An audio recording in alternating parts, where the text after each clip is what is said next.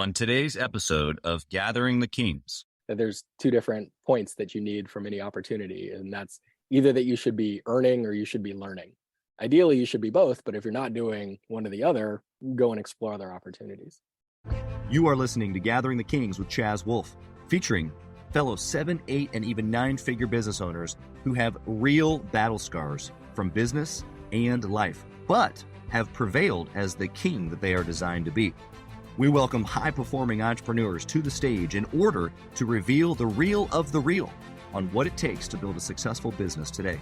We dissect the good and bad decisions they've made along the way that give a true and accurate picture of the journey of success and how you too can get there. Through this dialogue, you will learn the value of growing your network and surrounding yourself with power players and kings like today's guest. Grab your pen and notebook because we're about to dive in. What's up, everybody? I'm Chaz Wolfe, Gathering the Kings podcast. I'm your host. Today, I've got Leigh Feldman here on the King stage. My brother, how are you? I'm doing quite well. As I told you earlier, I would kill for your beard. I would kill for your hair. I'm very excited to speak to somebody that I wish I looked like and who has the voice that I wish I had. So this will be fun. Well, I appreciate those compliments. The voice I'm getting over. We had a mastermind event this past weekend. Gathering the Kings actually started as a mastermind before the podcast, believe it or not. And I had about 40 entrepreneurs here at my home. And then we went to a Chiefs game. And so between the organization and talking to my team and talking at the event and then hooting and hollering with other successful people at a Chiefs game, I'm still recovering with my voice. But here we are. You complimenting it, so thank you. I will bring the face for radio. You continue to bring the voice. We'll be a good dynamic duo. Exactly, man. I appreciate that. Leigh, tell us what kind of business that you got, brother.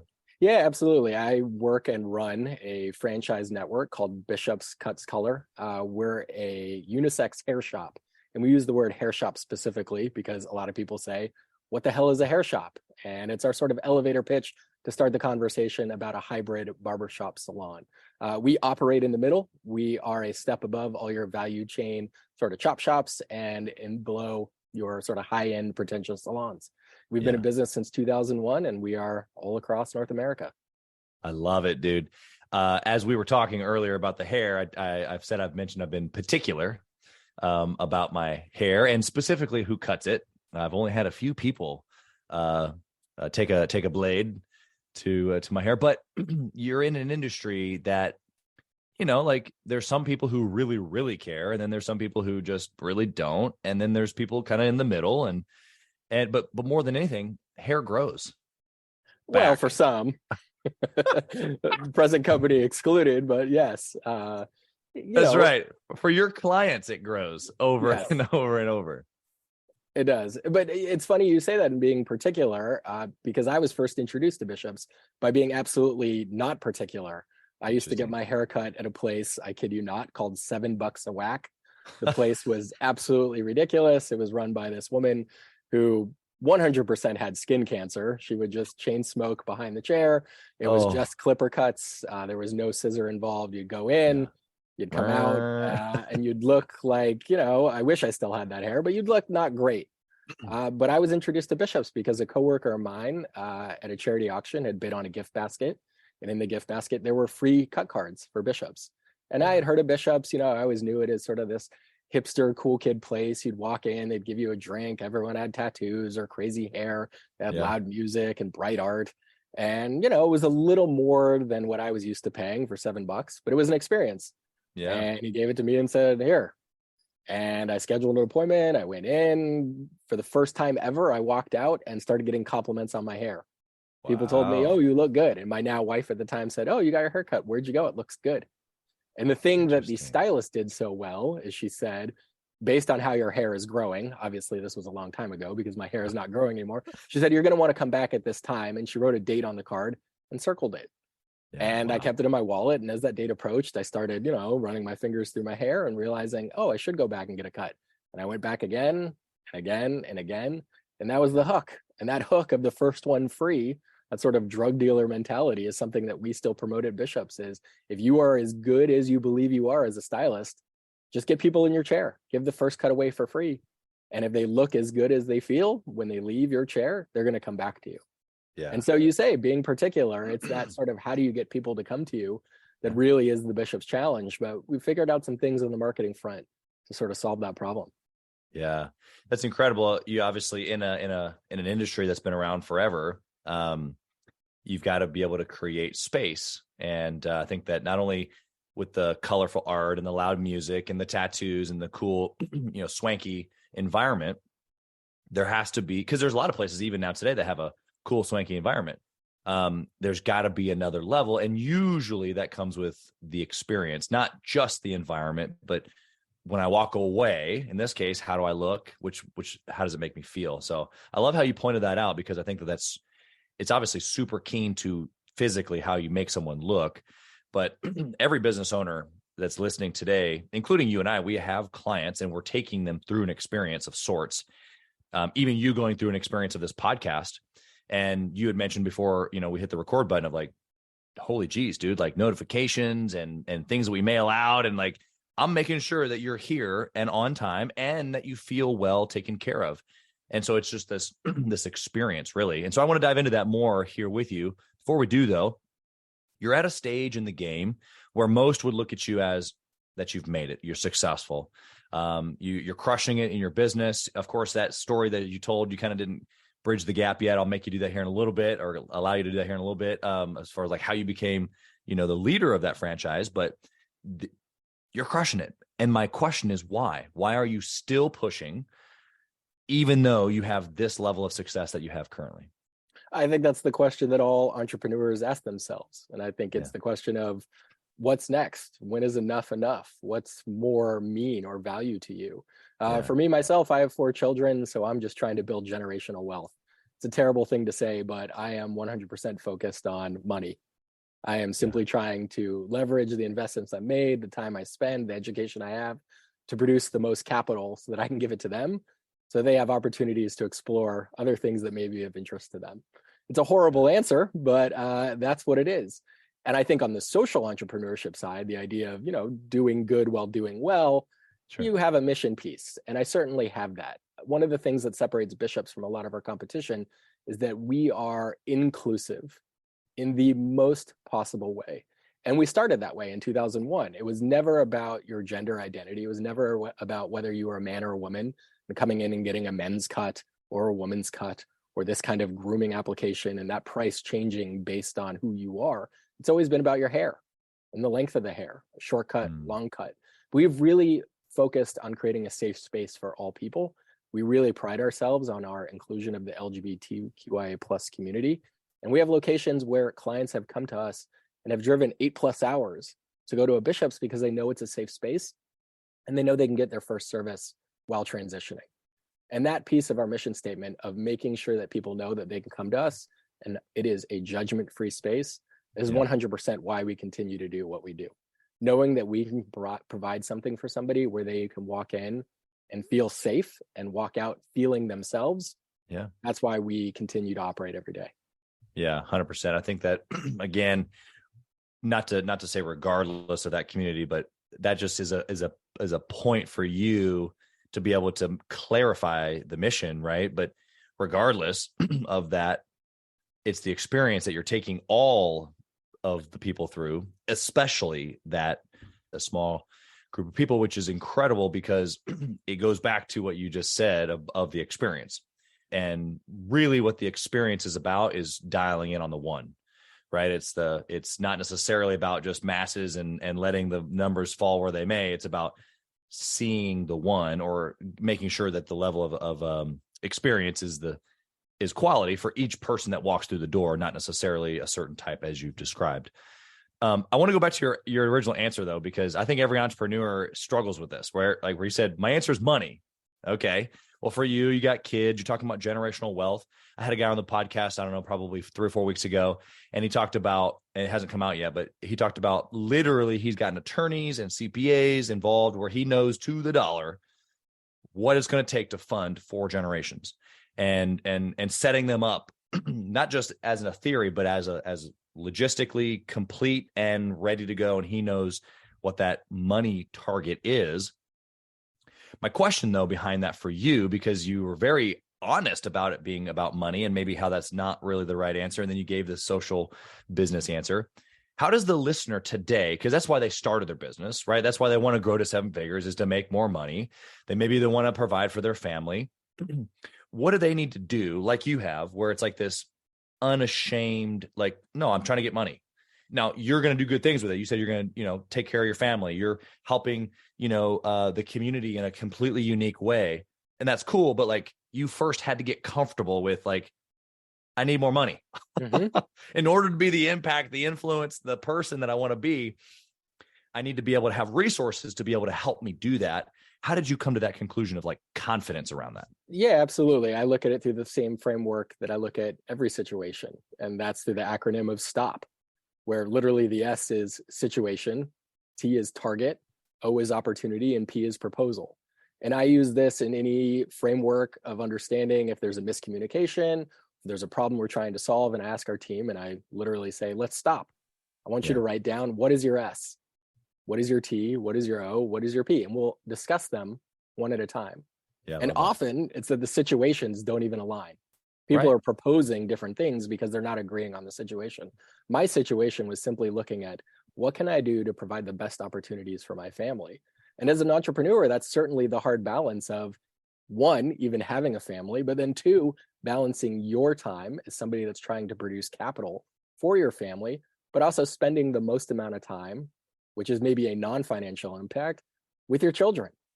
And I say that my family is my greatest joy, but also my greatest regret. As an entrepreneur that's laser focused on business, it's really hard to say, all right, pencils down, let's read a book to my children because this is important.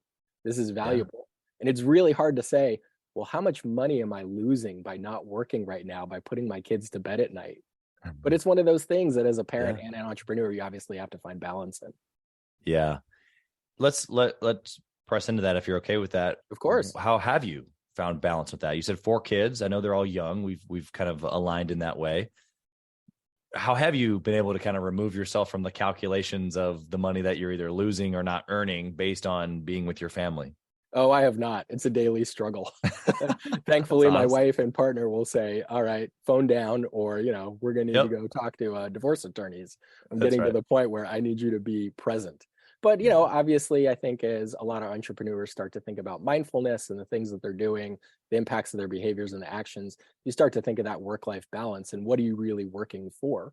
Yeah. If ultimately the capital is to produce opportunities for my children to not work, I want to take advantage of that if it's something that I have as well and spend time with my kids. So I really find that the team that we have believes in that work-life balance in the sense of get your work done, spend time with your family. So I try to do that as well. Yeah. But the challenge is always there is more work to be done, especially when you're running a large franchise network that's trying to reach top line revenue at $30 million. So we have some lofty goals. There's some work that needs to be done, but I also do try to say, let's carve out some time for the kids in my life, as well as my partner, my wife, so that, they don't leave me, that all I have is money. Because the value of my family, once it's lost, that would cost more to me financially than it would to keep and maintain. Yeah. I mean, if your answer is I'm building for my kids and my grandkids, if you don't have them, then you're building unto nothing, basically. I had a question for you around, just this idea of building. I want to share a revelation that I had recently. I don't do this very often here on the show, but I want to share just a quick thing that I went through, and I want to see what you think about it. So I'm the same way, very similar probably to most entrepreneurs listening, where it's just like, okay, I could go and go and go and go and go and go and go in business and just love it. I do love it. I love to build. I could work 15, 18 hours a day, every day, and be completely like set to go for the next day. And so somewhere in there now, obviously there's, a wife of 15 years, similar to you, 4 kids. And it's like, okay, I don't get the same dopamine hit from coloring with my kids as I do from maybe a podcast conversation with you, or potentially doing a deal with someone that I've met, or a new contract or whatever. Right. And so I've switched here recently in the last probably year or so, where it's like, okay, I need to figure out how to get the dopamine hit over here to be the same. Right. And so like you, I'm focused on kids and grandkids, because much further than that, they're not going to really know my name anyway, is what I've come to realize. So it's like, okay, I want to focus on that. I want to focus on my wife. I want to focus on kids, grandkids. obviously we need lots of money, lots of resources to be able to, form generational wealth, like you said. So I start seeing my kids, or the time with my kids, as building them, just like I'm building the business or businesses, to get us to that place where I see them now as future business partners. And I'm like, I got to get them ready. I got to so instead of coloring, now we're playing the cash flow game. Or maybe we're coloring, but we're talking about something mindset that a 6-year-old would understand, because I see them as future business partners, because even when they're old enough and we're doing business together, I want to together with them build their kids, my grandkids. And so it's like the same building thing that I'm obsessed with, I now get to do inside of this building of a human. What are your thoughts on that? Well, I think as a macro level, the idea of sort of the term is, thwarting hedonic adaptation. That's the actual term, which I love. It's the human treadmill of how do I get that dopamine hit? I mean, ultimately, your happiness level is mapped out on a chart. Nature, nurture, brain chemistry, experiences, all these things. And the need for that dopamine hit comes from a number of things. For I myself, thinking about it singularly, again, at the macro level, not with family, for me, it's experience, variety, and surprise. Those are the things that I find that trigger that dopamine hit. And it might be different for you. Your brain might land differently on the chart for brain chemistry needs. It might be something that's novelty that makes you happy. It might be immediate response, online shopping. So, I think there's certain things related to how do you stop that human treadmill? How do you find yourself at a different point of happiness, sort of at a macro level? On a micro level, I love it. I've told my kids, hey, take the rest of your Halloween candy, take it to school and start hustling that. Start selling it for a nickel, start selling it for a quarter. That's how we're going to get you into sales. That's how we're going to get you to be an entrepreneur. Because I find having most conversations with entrepreneurs where I say, do you remember your earliest memories? Selling something, buying something, trading something? They say, oh yeah, as a kid, I hustled candy. I hustled snacks. I hustled bags of chips. I hustled baseball cards. If you can introduce your children to that interest, I think they'll be very excited to have those conversations with you as their life continues. Yeah, exactly. In the kids' cash flow game, one of the cards that you can earn is a gifted by Uncle Troy or something, gifted cotton candy machine. You didn't have to pay anything for it, but you earn a little $100 cash flow chip. And so it's funny because even as my kids, obviously all kids love cotton candy. So they're like, oh, cotton candy. I'm like, yeah, we could buy you a cotton candy machine. We could sell it at school. We could sell it, And she's like you start thinking, a 6 and an 8-year-old or 6 and 9 now, little girl, like, okay, I could grow my money. We go to Costco the other day and she goes, my oldest, we're on our way to buy some liabilities. I love it. Yes, we are. Leigh, I want to know a little bit of the story. Like, okay, so you kind of gave us the backdrop of getting your haircut and getting into the brand. Tell us how you ascended to this position here. You're the leader of the tribe. Yeah, absolutely. Before though, I'm curious to know, do your kids have different personalities where they respond to sort of the coaching that you're trying to instill upon them? Oh yeah, 100%. It's funny too, because I love personality, not only assessments. I use the culture index, with my team and clients and such. And they're too young to take the assessment, but I'm calculating, right? And so I can see strengths, weaknesses, just the way that they naturally flow in how they think or their freeness, like my oldest, like most oldest are, she's a performer. She's, straight and narrow, rule follower. She's a second mom to the house, very orderly. And my second is like, let me just free float around. I'm a hot air balloon. Like, don't rush me. But at the same time, I want to beat my older sister because, I love a good challenge as well. It's just, she's challenged differently. So I'm sure you could probably say the same about yours, but yes, I'm calculating that and trying to inspire or maybe deliver information uniquely, just like I would as a leader in my business. Of course. Right. You're figuring out who's the future CMO, future CFO. 100%. Yeah. Well, so going back even farther to your question, I always think of the parable of, the businessman who's on vacation and he stumbles upon the guy who's, sitting there on the beach fishing. Yeah. And he says, what are you doing? You're taking a nap while fishing. And the guy says, yeah, of course. I'm just relaxing. And he says, yeah, but if you worked harder, you could catch more fish. And the guy says, and then what? And he says, well, then you could have more fish to sell at the market and you'd make more money. And he says, but then in what? And he says, well, then you'd have more people. You could hire more workers. They'd catch more fish for you. You could buy a boat. You could go farther out in the ocean. You'd have all this money. And the story goes on and on with the person laying on the beach saying, why would I do that? And he says, because then you'd have so much money, you could just sit back and relax and sit on the beach and just fish all day. And I always think about that story related to that cycle of how hard am I working for what? But the thing that I always think about is that the person on the beach with a lot of money has the opportunity to not lay on the beach. He has an opportunity to go to a different beach, to do different things. And so I always think about that related to my kids when I think about their motivation factors, what they're interested in, what they're doing, and why I'm doing it for them. Because ultimately, at the end of the day, I want them to be able to lay on the beach and fish if they'd like, but I also want them to have enough money to say, well, the beach is nice, but I'm interested in going to ski. Let's go to Switzerland. Why not? Let's go on a trip. And, it maybe not be an altruistic answer, but it's at least the real one. As far as the journey, I was introduced to Bishop's, obviously through a free cut card. I had a friend that had applied for a position at Bishop's. I was able to help him get the role through the CMO at the time. The CMO was moving on. I was coming from the agency world, and my friend that had been working for the CMO said, hey, there's an opening. This was 2018. I just had another child. I did not have 4 at the time, but I had a number of children. And my wife was saying, hey, you're traveling all the time for work, working in the agency world. Are you going to be around? Are you going to be a parent? Yeah. And my friend called me and said, hey, our CMO is moving on. Would you be interested in speaking with our CEO and talking about the position? I left my job as a group account director at that time. I started working for the CEO. I worked for him, who was the CEO and founder from 2018 to most recently, end of March of this year. A private equity firm came in and bought the company. They bought the corporate arm out, and then a different group came in and bought the franchising arm out. Through interviews, they decided I was the best person to take over the leadership role. So I've been in place as a CEO and board president since April 1 of 2022. When it was announced, I actually thought it was an April Fool's joke, but here I am, and it's been quite a ride. It's been a lot of fun. Wow, what a decision to think one way and it be actually true. Give us just a quick moment on that. Like, did you got an announcement? You got an email? Like, where were you? What was the feeling? Type of thing. I was still doing the work as the CMO. I knew I would stay on. I was curious to see if there'd be a new leader brought in.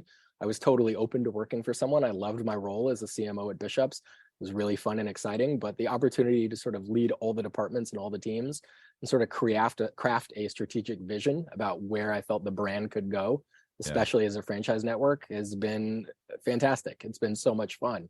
We still have kept almost everyone on the team. We've brought in additional people, especially on the operations side, something that I felt was lacking a little bit when I was operating as the CMO.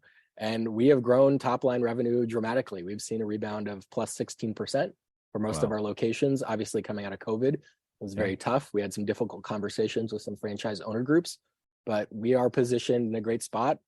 And heading into 2023, when we re-begin development, I'm really excited to see what we do. I mean, we are a nationally recognized brand.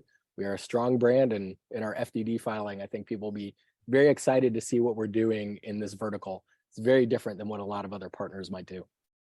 That's exciting. I think that anybody who's, been through an FDD process or a franchisee who's maybe listening knows that, like I guess you're kind of always looking for the it thing. At least that's what I was looking for, when I was considering franchises or other businesses to purchase when I first started, 11 years ago. And it's like the it factor of cutting hair. Well, no, that's not it. It's all the other things that you've absolutely mentioned. Love that. Okay, let's go practical for a few minutes here.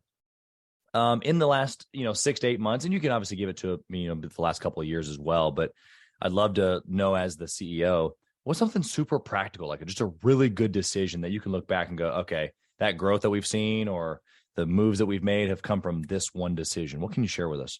Yeah, 100%. And this is my advice for any small to medium-sized business owner. It's doubling down on your Google presence. Wow. And I don't mean that just by ad spending. I mean by really focusing on your Google Business Suite, uploading photos, uploading reviews, testimonials, things that you can do, adding additional services, adding in key categories, looking at your direct versus discovery traffic, what is actually bringing people to your sort of digital brick and mortar, your digital storefront, whether you're in e-com or an actual brick and mortar where you need people to come to you, and create content related to that you then upload to the page. Google's return based on, authority, proximity, relativity, a few other things, really will drive traffic. We've seen an increase since I was CMO, from 32 to 71% of our booking traffic coming from Google, to now 76% for our lowest store, to 94% for our highest store. It just shows the dominance of Google as a search engine, and obviously how they can direct people to you, not just through the maps functionality, but through voice search, keyword string search, and then the content that you create and then upload. That direct first discovery insight is obviously huge. I absolutely recommend any business owner that is in the service offerings really focus on Google.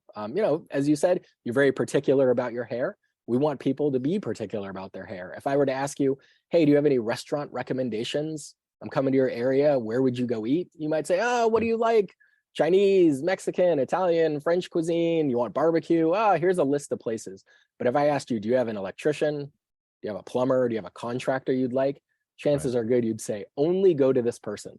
This is who I recommend. This is the one. Anyone else is going to rip you off. They're going to give you a bad service. You're going to walk away being frustrated. You're going to feel like you wasted your money. And we want to be that for hair. We want when people say, hey, your hair looks great. Where should I go? Or, hey, I'm new to town. Where should I go get this service? We want people to say, only go to Bishop's. Anywhere else is going to rip you off and they're going to ruin what you have. Yeah. Yeah. I love that. Love the depth of the conviction that you're going after. I think that the practical point there of focusing on the Google Suite and all those things, I think is huge. Appreciate the takeaway, as simple as it is, but I think it's even for someone like yourself who has a knowledge in this area, being a CMO and then now CEO, it sounds like it's still what you're pressing into. So how much more do we as listeners to you today have a chance to probably grow in that area? So I think it's super practical. Yeah. And there's so many pieces related to that. I mean, it's not just loading content. It's about increasing the strength of your own page ranking by leaving reviews for other businesses in your area. So your area is seen as a hot area to recommend people to go to. The value of a hair salon leaving a 5-star review for a coffee shop or restaurant next to them or any business near them is only going to bring more traffic to your area. A lot of businesses don't think about leveraging partnerships. We really push that, talking about Valentine's Day giveaways, spring break giveaways. How can you work with the wine shop across the street and leverage each other's reach? How do you create more page awareness for both of you? Migrating people from your email list to one another, to your social channels, all of those things are incredibly valuable, and it can all go back to your Google Business Suite. If I had to have a second, I really think it's following up with lapsed clients. I feel like a lot of business owners, especially the ones that are trying to reach that $1 million top line revenue mark, are forgetting about the people that have already had an experience with them. When you start thinking about leveraging partnerships and relationships, a lot of people will think about their, hot, warm, cold. These are the people I know. These are people I could be introduced to. These are my cold calls, try to get customers to come in. But you're hotter than hot are the people that have already been in your door. And a lot of people forget to follow up with them just to simply be top of mind. And our sort of rehashing conversations with clients that we haven't seen in 10 plus weeks brings in almost 12% return of clientele. So it's worth that time to invest in reaching out to the people that have been to you that might not have come back within the last 2.5 to 3 months. Yeah, 100%. Super practical. Sales background in me just wants to just go off on a tangent here with you around follow-up. Yep. Call it the FU money, right? It's in the follow-up. It goes back to the experience, though. The follow-up is part of the experience. The follow-up is, hey, we care about you. Where you been? Your hair must be really, really long by now. You should come in and see us. We miss your face. We miss your head. Come and see us. Yeah, exactly. We've got your favorite drink ready to go. Let's flip the coin. Let's talk about a bad decision that you've made that, again, practical, but we can learn from. Well, it would go back to having family. I think people like ourselves that are laser focused on a specific goal or outcome, any distraction might unfortunately seem as a regret. Something that's in the way creates missed opportunity. A lot of my friends that are having kids will say, hey, you have 4 kids. What should I prepare for? I'm about to have my first. And I tell them, not jokingly, write down the 10 things you and your partner love to do together, cross out 7 of them. That's what it's like having a child. And unfortunately, as an entrepreneur, you have to cross out the other 3. Yeah, exactly. So that's the challenge. I don't want to say that my family is a regret, especially since it's being recorded, but under my breath, I certainly do. Yeah. I think that the reality there is that it creates a double-mindedness is really what we're talking about, but it's okay. I've said this all the time. It goes back to what you've said just, I don't know, maybe 5-6 minutes ago, but Would I be worth more today? Would my net worth have more millions attached to it today if I wasn't married without kids? Well, yes, naturally, of course, I would have been able to run and not been distracted harder than what I had been, as your point you've already made. But unto what? Well, I can come up with a list of things. Yeah, sure, but for me, and probably a good majority of people listening, I'm sure you as well, but it is why we're created, is to procreate. It's a pretty basic biological function. So the wholeness of that, you're right, it robs it, but it completes it also. Absolutely. And I see that as something entrepreneurs I know struggle with, the idea of finding purpose. And the ones that are the most successful are the ones that eliminate that internal conversation of, I don't need a purpose except to go after this one goal. Yep. Anything else is peripheral. I'm a horse with blinders on. My purpose is to be focused on this. There is no greater need, greater service, making other people do better. I want to just focus on myself. Those are the ones that have the additional millions that I know. Right. You can debate whether they're empty or not. They seem pretty happy to me, but that's fine. But I think that's the piece that a lot of entrepreneurs struggle with is how much focus should I have? What is my balance? Is it 90-10? Is it 80-20? Is it 99-1? That's something each person needs to decide, especially if they're trying to get their business to the next level. Oh yeah, 100%. And it could be in seasons, right? Like there's that percentage changes maybe based on the season of the business or the season of the marriage or season of the kids. There's just certain times, I 2 years ago, I don't know if I would have told you that I took a 45-minute midday nap ever. Like, I don't know if I've ever done that, but that's what I did earlier today. My little boy is 3. He's got a little sickness, a little fever, probably the second time ever in his life. And I went downstairs, I snuggled with him, and I took a little nap with him. It was good for both of us.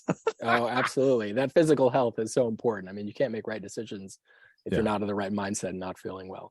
Related to that piece, though, I mean, the phrase that I always say to friends and to my coworkers when they ask me about opportunities is, be with somebody you want to be and work for somebody you want to become.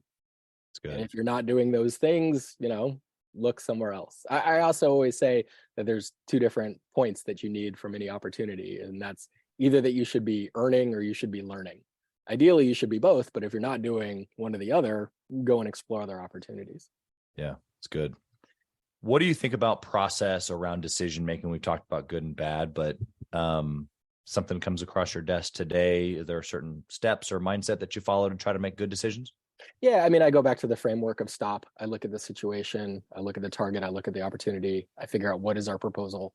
I try to bring in team members. I mean, I do not make decisions 100% by myself. I think whether it's friends, a board, your teammates, people that you feel like you can bounce ideas off of, that sort of R&D is really necessary when making any strategic decisions, especially related to your business.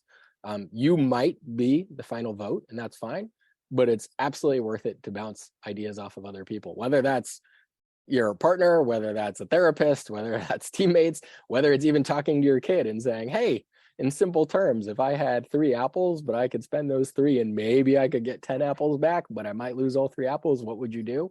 It's important and valuable to at least speak it out loud so we hear what you're thinking about, because it might even change the decision that you make, because after you're explaining it to someone, you might say, oh, I'm thinking of this differently myself. Yep. That's such good, just honest feedback, because you're right. It doesn't really matter. I mean, it matters who you're talking to, but to your point, just saying it out loud more often than not helps the process. I want to come at you in a different angle here with some speed round questions. My first one is about KPIs. And really the question is, what's your most important KPI? But if you could only pick one to track forever and ever is my question, what would it be? Related to business right now, it's top line revenue, 100%. We are a franchise network. We only do well if our businesses are doing well, and that is 100% based on top line revenue. For them, the answers might be different. They're looking at margins and percentages, but for me, it is top line revenue. Okay. What does that give you? Obviously in the franchise world, I understand that, obviously like your revenue is a percentage of the overall revenue.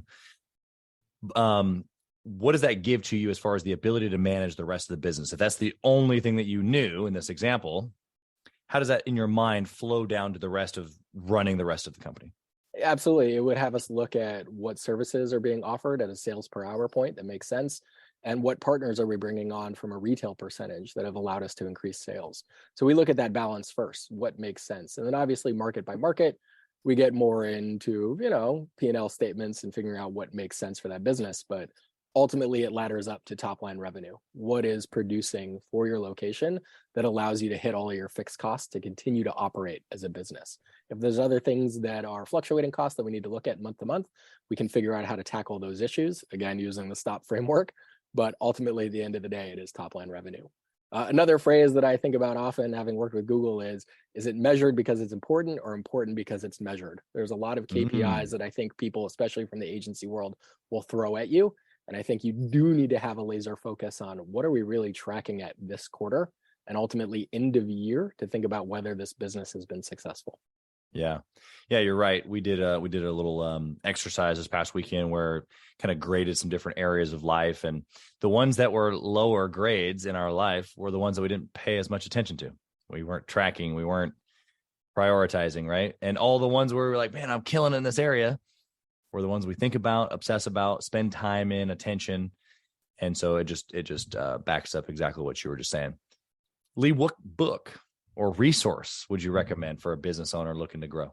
Well, number one, I think podcasts like this are fantastic. I think there are always takeaway pieces of information from any guest, any expert, any interview that you can glean more easily than you can from maybe dedicating the hours to a book or listening to an audiobook. Ultimately, the book that I turn back to is Dale Carnegie, How to Win Friends and Influence People. I think there is no better book for business than that one. Yeah, it's such a good book. Classic. I don't know if it'll ever go away. One of those deals where if the listener, it's not the first time it's been mentioned here today or on the show, I mean. So if the listener listening today hasn't yet still read it, what are you waiting for? It's definitely one of those classics. What do you think about intentionally networking or masterminding with other entrepreneurs? Well, I think you need to look at every opportunity you can. I think, again, there's times in your life where you should be earning, you should be learning, ideally both. I look at a lot of the opportunities that have come my way, and a lot of that has come from networking.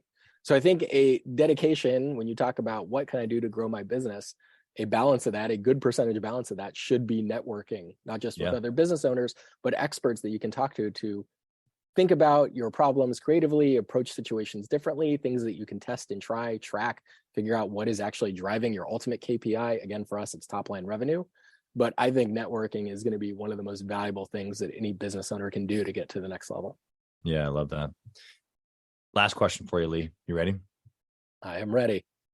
If you could whisper in the younger Leigh's ear, what would you say? Take a breath. I feel like that's the white male way of tattooing breathe on my wrist, but I think a lot of times, especially with children, as I've mentioned, I'm so focused on the end of the ride, I'm not actually enjoying the ride. Pre-kids, I would say my life was a merry-go-round. There were certain ups, there were certain downs. I was happy, I was sad, but really minor levels. I sort of just floated through life.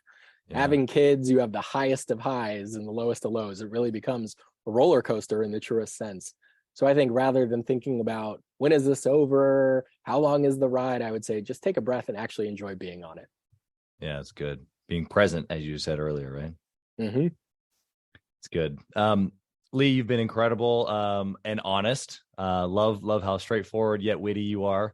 How can the listener find you? Whether they want to connect with maybe one of your locations and they need to get a shortcut or a long cut, or maybe they just want to reach out to you and pick your brain as an entrepreneur.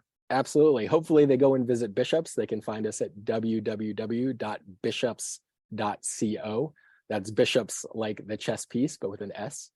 We were actually named after the owner's dog, Bishops. So again, www.bishops.co. They can find me online at twitter.com/Leighzus. That's Leighzus. And that's a play off of my first name spelling Leigh, and then my last name Feldman, like Corey Feldman. They can find me on LinkedIn looking for Leigh Feldman, or again, they can find my LinkedIn through my Twitter at twitter.com/Leighzus, Leighzus. Love it. Yeah, we'll put all that in the show notes as well, of course. And you host a podcast, and there's lots of other things that you're doing out there for entrepreneurs. And so if you want to mention that, great. Otherwise, we'll put all that in the show notes as well. Oh, fantastic. Well, I feel fortunate enough to have conversations with people like you that I feel like we're like-minded in the approach to business, life, trying to answer these greater questions that might be larger than ourselves. And I'm fortunate enough that I get to interview some hosts and people for Entrepreneur Magazine. So I host a podcast called Action and Ambition with a number of other hosts that you can find on entrepreneur.com. That's incredible. Well, Leigh, nothing but blessing to your family and your business, your network. We just so appreciate you coming here today and spending the time with us. Thank you for being here. Oh, Chaz, thank you so much for having me. This has been a blast.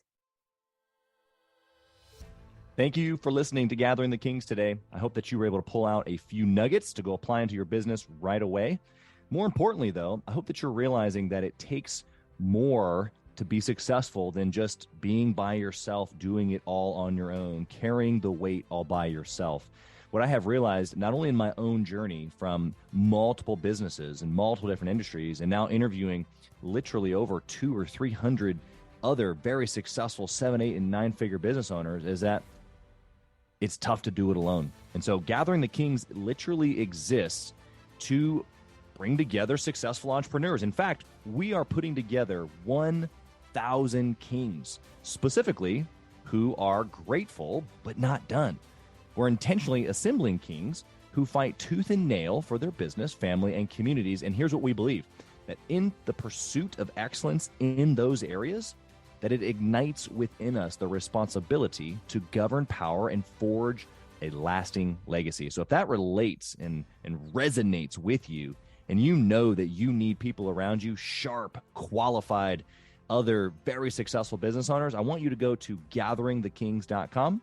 I want you to take a look at what we're doing and see if it makes sense for you to be part of our pursuit to 1,000 kings. Talk soon.